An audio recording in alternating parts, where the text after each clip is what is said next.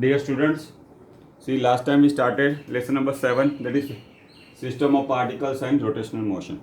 Now first we define center of mass. Now then we derive the equation of center of mass of a two particle system. Generally two particle system we consider in one dimension. Then we derive equation of center of mass of a n particle system in one dimension. Okay. Now then we have to derive center of mass of a rigid body. Now first see what is a rigid body. Okay, see a rigid body is a system of particles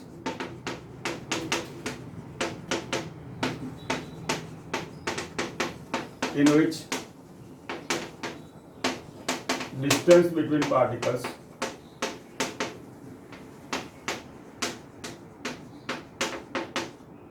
remain invariant or constant. Okay. Now rigid body is a spatial system of particles. Why? See here they says that the distance between the particles remains invariant. What is the meaning of invariant? Constant. They do not change. See 100% rigid body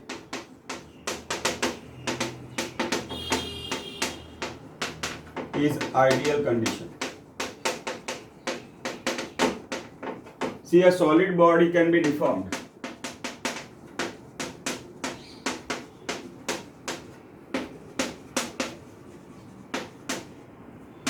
But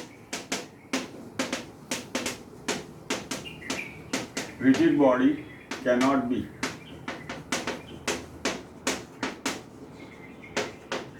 Okay? A solid body can be deformed, but a rigid body cannot be deformed. So, but for practical purpose, okay, for all practical purpose, solid body can be considered as, okay. So a system of particles in which the distance between the particle remain invariant or constant is called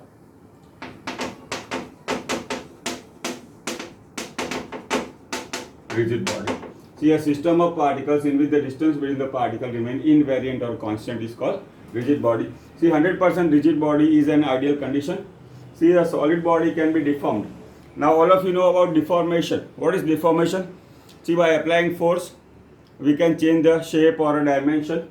That is nothing but deformation. See, so we see in a day-to-day life, there is no object which cannot be deformed. Even the very hard substance like diamond also, by applying excessive force, we can deform it. So that's why for all practical purpose, we can consider all solid body is a rigid body. Okay, so in a rigid body, distance between particles do not change. Okay. Now see, throughout the lesson we'll consider all solid body can be considered as a rigid body. So this is about the rigid body. Now see, we were talking about the center of mass. Okay. Now we have to derive equation of center of mass of a body. Okay. Center of mass of a rigid body. Now see, a rigid body is made up of number of particles. Okay. Rigid body. Next question. Center of mass of. Now here also we consider three-dimensional body. Here also we can consider three-dimensional body. Okay. Now let M1, M2, Mn be mass of particles of rigid body. Okay, now let R1, R2, Rn be position vector of these particles from origin. Okay, now we consider a mass element. Okay, we consider a mass element. See, let us say in xi particle delta mi mass is contained. Similarly, yi particle I and zi particle. Okay, now here we consider rigid bodies distributed, see, over 3 dimensions. So the center of mass. Okay, now see what is the generalized formula.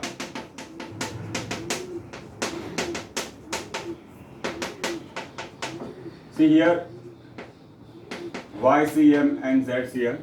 See, generally we can write RCM or R, but that indicates that it is a center of position. R vector R is a position vector of center of mass. So we can write X component. Okay, XCM sigma MIXI upon sigma MI. Okay, we can consider X component as sigma MIXI. See YCM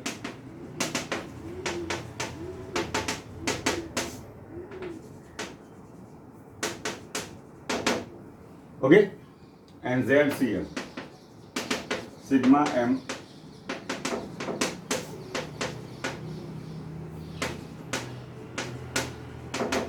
okay, but see the denominator part.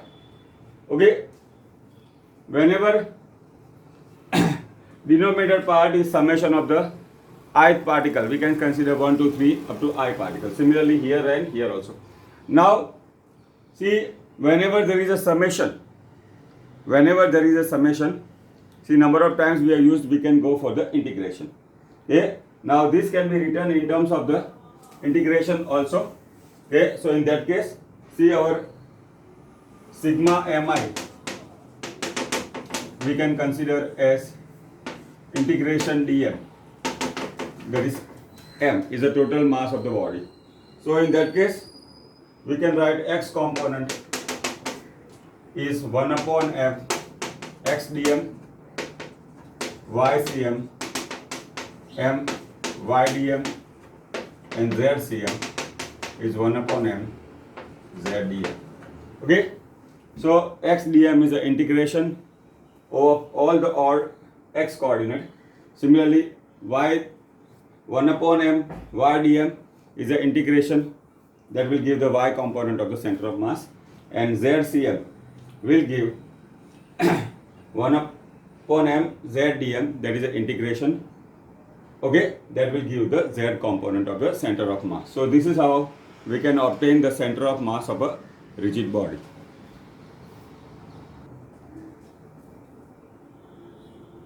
Now this is about the center of mass of a rigid body. Now by using this we can derive the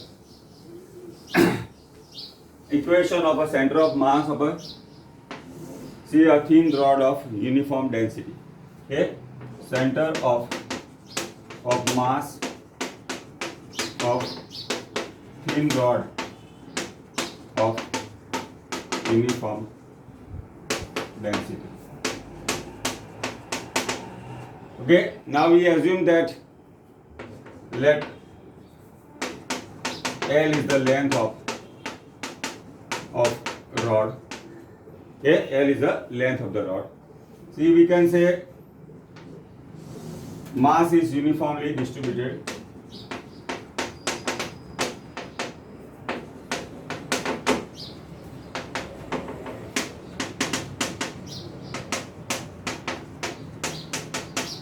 over entire length.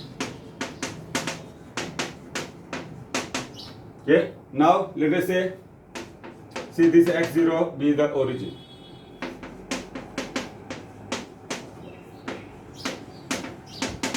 Okay, now suppose I consider a small section of mass dm at a distance x to the right of the origin. Consider a small section of mass dm at a distance x plus from origin. Now here mass is uniformly distributed over the entire length. See, at this is x is equal to x. See, the origin right to the origin we are considered positive. Okay, let us say this is plus x. See, we can have a similar mass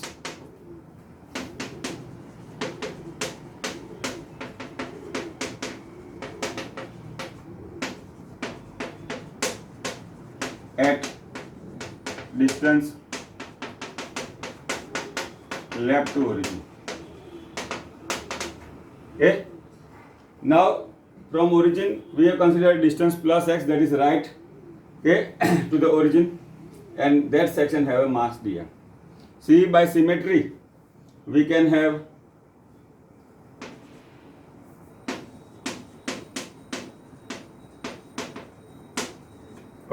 by symmetry we can have a similar mass dm at a distance x is equal to minus x. So if I take summation of these two, see mi xi, so what will happen? Delta m into x will be 0. Okay, that will be 0. So whatever section I consider right to the origin, I can have a similar section left to the origin. So for all section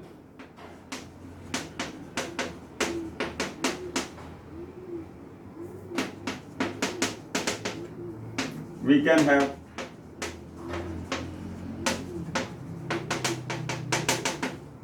will be 0. What do this indicate? So this x0 is a we can say by symmetry, that is, it is an equal distance from the end point. Okay, equal distance from the L point. Now equal distance from the end point. So what we can say? We have considered L is the length of the rod. So what will be the distance of the origin? So it will be L by 2. Here also from this end also will be L by 2. So we can say center of mass will be located at L by 2 distance from any end. Okay, so we can say that the center of mass of a rod of uniform density is located at a distance of L by 2 from this end, we can say, or from this end also we can say L by 2. So this is about center of mass of a rod, thin rod of uniform density. See here, we consider the length is very large compared to the other dimension. Okay, so this is how we can obtain center of mass of a thin rod of uniform density. Now see, there is another method also for deriving this equation. See, that we'll discuss in the subsequent topics.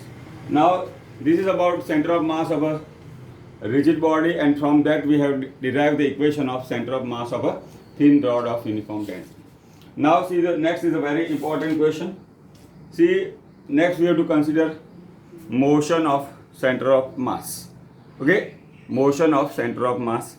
Okay, now see, center of mass of n particle system. Okay, now let us say let m1, m2, mn be mass of particle of system and their position vector from origin B R1, R2.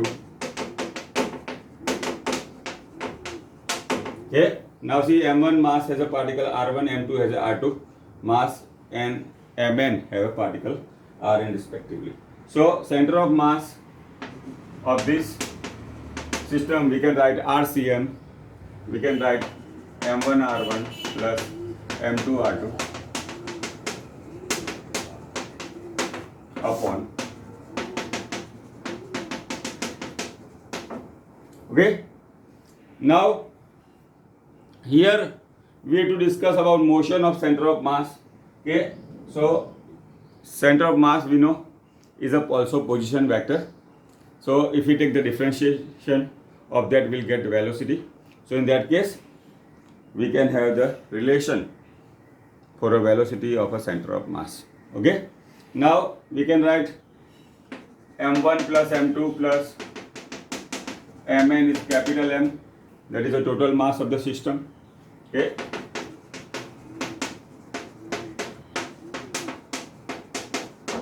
So we can write RCM M1 R1 plus M2 R2.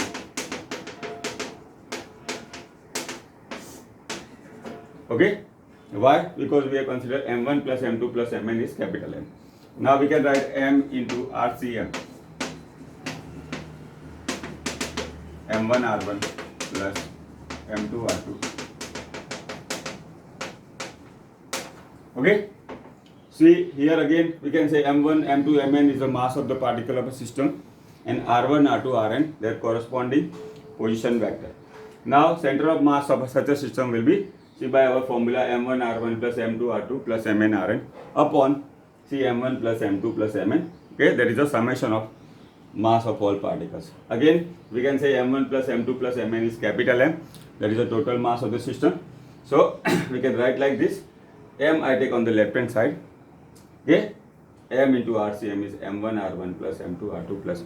Now here we have to consider motion of center of mass of the system. So how we can obtain? We know the, see when we take derivative of position vector, okay, we get velocity. So our equation MRCM is M1 R1 plus M2 R2. Now see if I take derivative, taking derivative with respect to time. Okay, we can write M drCM M1 dr1 by dt, M2 dr2 by dt.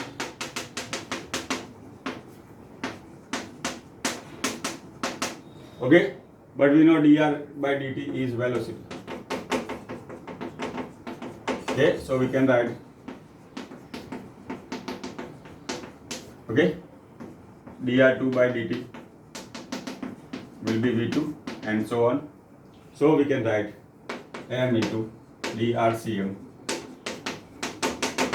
M1 v1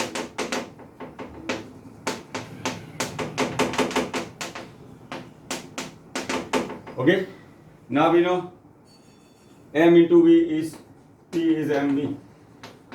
Okay, so this will give M1 V1 will give us P1, M2 V2 will be P2 and so on. Okay, so our equation MRCM is M1 R1 plus M2 R2 plus Mn Rn. Okay, now we have taken differentiation with respect to time on the both side. So we can say M into drCM by dt will be M1 dr1 by dt, M2 dr2 by dt and so on. Okay, now dr by dt is velocity. So what has become? M1 V1, here will be V2, so it will be M2 V2, Mn Pn. But we know very well momentum P is equal to mv, so that will be M1 V1 will be P1. So we can write like this, M into drCM, there is a momentum of the first particle, this will be momentum of the second particle, momentum of the n particle. Okay, now see RCM is a position vector of center of mass, drCM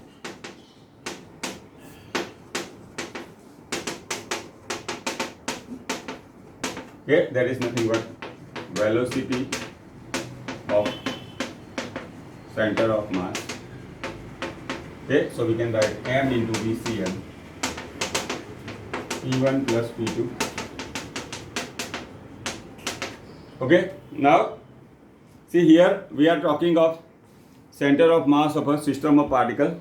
Now see here P1 plus P2 plus Pn is capital P, that is a total linear momentum of system of particles. Okay, that is m into. Okay, now this is also useful relation.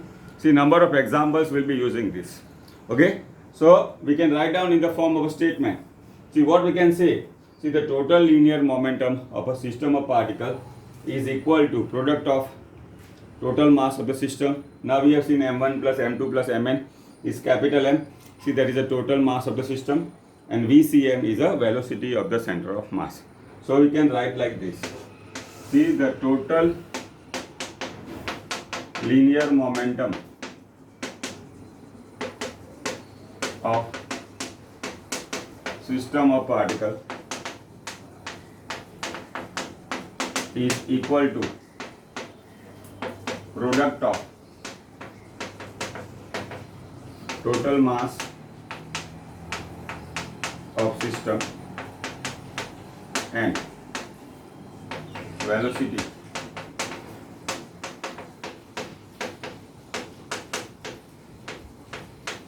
okay. See, we can ask like this in the question: prove that total linear momentum of system of particle is equal to product of the total mass of the system and velocity of the center of mass. Okay, so this is a useful relation. This also can be asked in a 2-mark question. Okay, prove that total linear momentum of system of particle is equal to product of total mass of the system and velocity of center of mass. Okay, very important question can be asked. Okay, now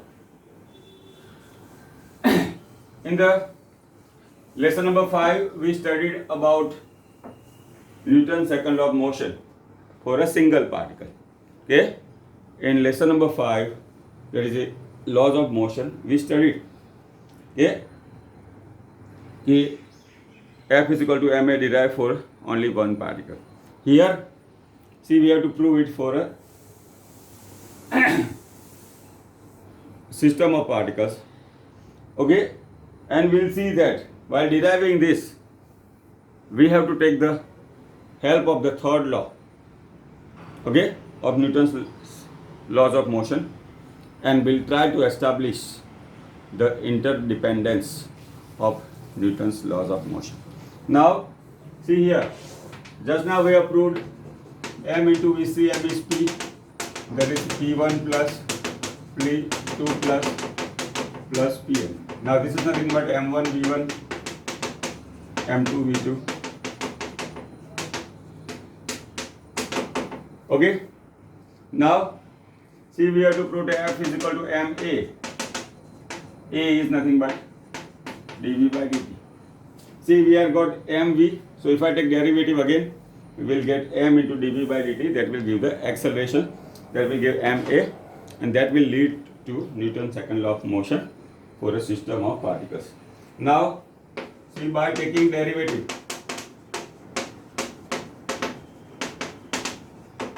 with respect to time, okay, m VCM by dt, m1 dv1 by dt, m2 dv2 by dt plus mn. Now see, velocity upon time is acceleration, so we can write dv1 by dt, we can write dv by dt is a from this a1. See, that is acceleration of first particle. dv2 by dt is the acceleration of the second particle. Okay, also dvcm by dt, acm, that is acceleration of center of mass. Okay, so we can write M ACM. Yeah, we can write M1. See here dV by dt is A, so it will be M1 A1, M2 A2. Okay, now we know F is equal to MA, so M is equal to MA is F, so we can say M1 V1 is F1, here it will be F2.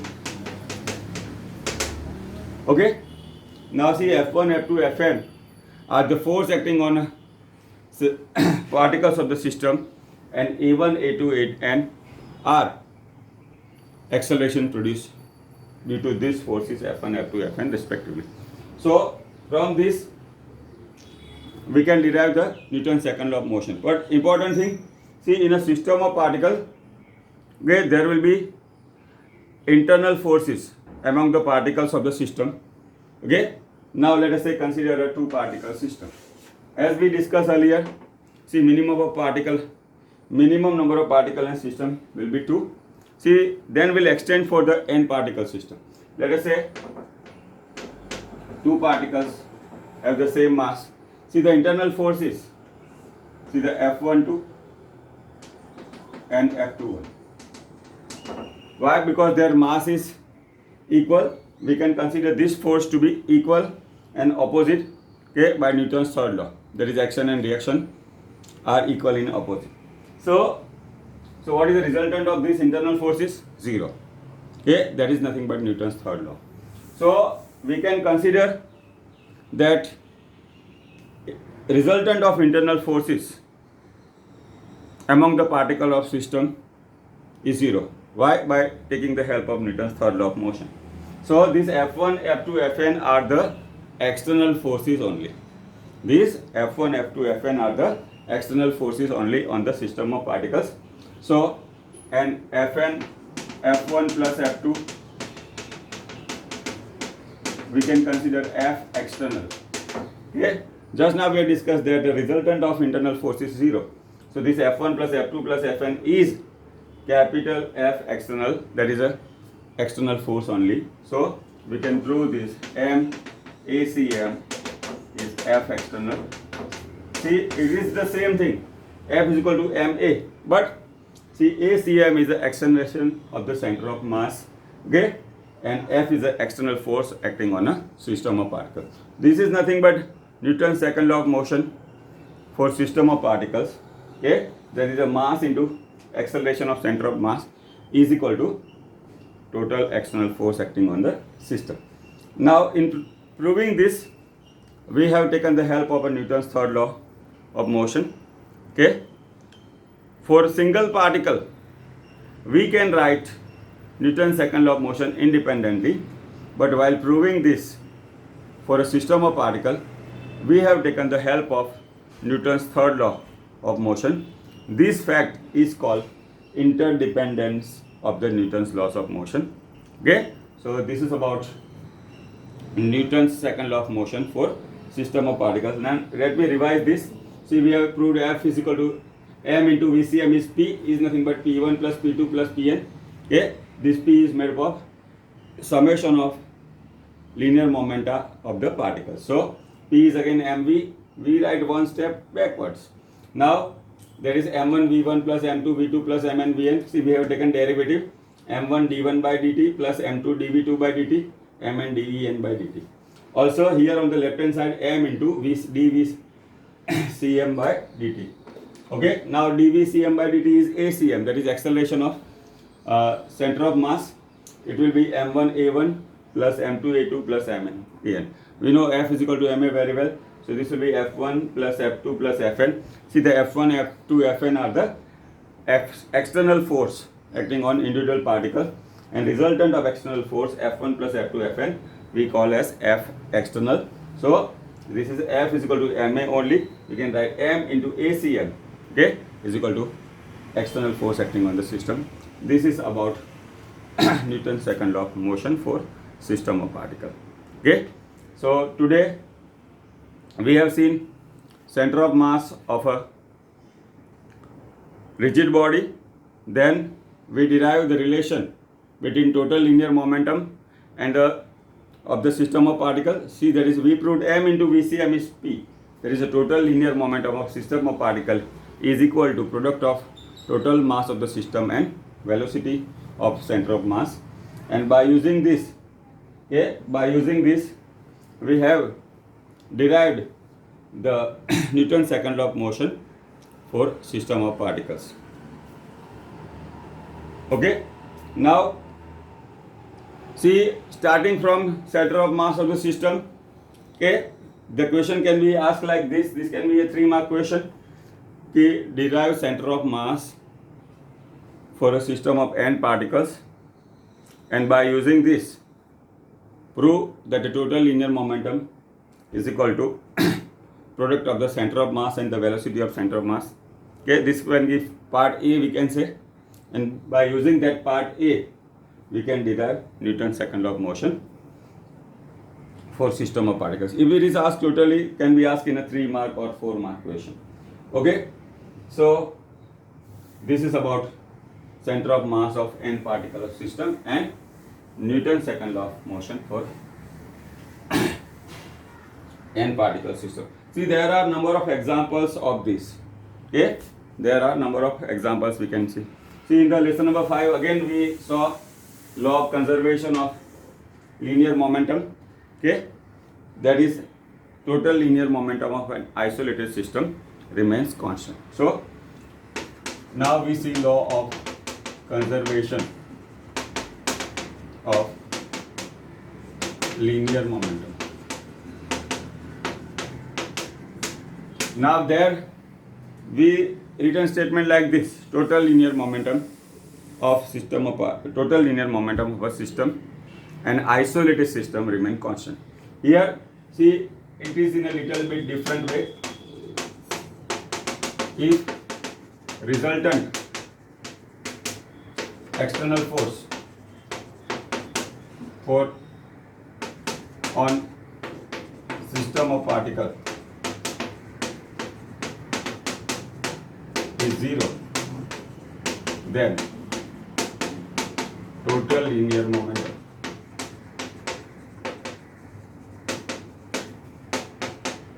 system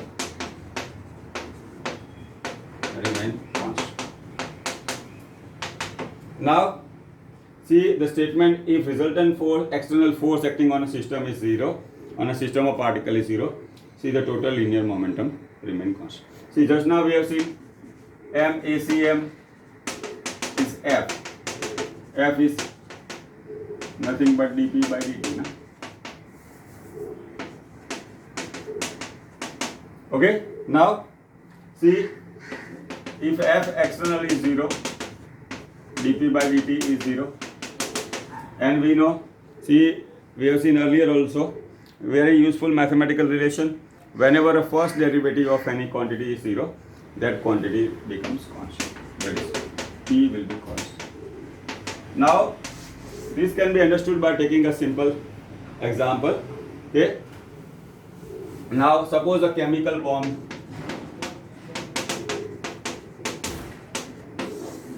is lying stationary. Okay, chemical bomb is lying stationary. So what is the initial momentum?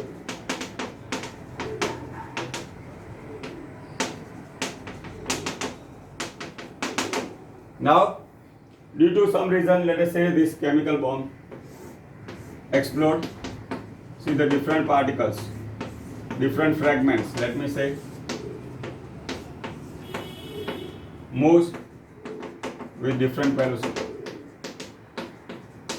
Okay, see, before collision, before explosion, total linear momentum is 0. Now see the different fragments.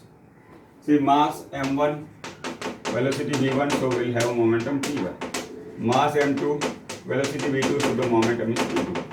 m3, velocity is v3, and so on, mn. See, this different fragment has different mass and move in different direction with different velocity. Okay, so they have different momenta. But see, sum of final momentum of this system will be P1 plus P2. Okay, but see, by law of conservation of momentum, see their direction will be such that, see the vector sum, all of us know very well that momentum is a vector quantity. So the total linear momentum of these fragments will be such a way it will be equal to initial momentum. Okay, this is nothing but law of conservation of linear momentum. Now see, then the question arises. Initially the bomb is at rest. See the kinetic energy half mv square is 0. Why? Because initial velocity is 0. Now the different fragment moves in different direction with different velocity. See, then half mv square. This first part will have a half mv square, half m2 v2 square, and so on. See, if I add this, it will be a non-zero value. It will be a non-zero value. Okay. So the question arises, when the bomb was stationary, no kinetic energy initially, how this energy has escaped? Now, without spending energy, we have got lot of energy. So in that case, it is violation of law of conservation of energy. But we know the law of conservation of energy is a universal and fundamental law. Each and every process taking place in the universe, it has to be followed. So how we can understand this? See how this energy of the fragments has escaped. See, actually it happens like this. Now in chemistry you study about bond, na? Okay? So in a chemical bond, energy stored in the form of bond energy, that is nothing but internal energy. Okay? When the bomb is prepared, this energy stored in terms of the various chemicals or the constituent particles, that is internal energy. When the bomb explodes, this internal energy is converted into the kinetic energy of the various fragments. See, and the law of conservation of energy is satisfied. Okay, so this is about law of conservation of linear momentum for system of particles. In lesson number 5, we considered for one object. See, we have proved it for system of particles, and we also saw that is a one sort of spatial statement of law of conservation of energy. Okay, next time we'll proceed further. Thank you.